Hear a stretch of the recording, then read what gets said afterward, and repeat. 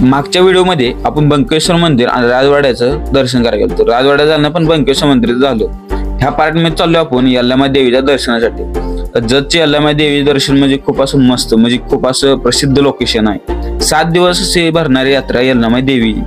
गेला यल्लामाई देवीच्या दर्शनासाठी गर्दी काय नव्हती, पण मस्त असं होतं.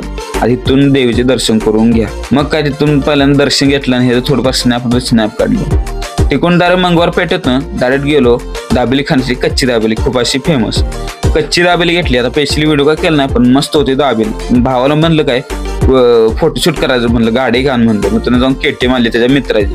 मग KTM घेऊन आउटसाईडला गेलो फोटोशूट करण्यासाठी. आउटसाईडला गेलो असं काय KTM होती. मग काय दोघांनी मिळून थोडंफार फोटोशूट काय आपल्याच फोनवर केले त्या क्वालिटी. पहिल्यांदाच आयुष्यात चालवले KTM. आणि रुबाबमध्ये गेलो 2 घेट गेला म्हणजे चार्जर. ते घेतलं आणि डायरेक्ट घरी आलो. करूनच जावा. Like share follow. धन्यवाद.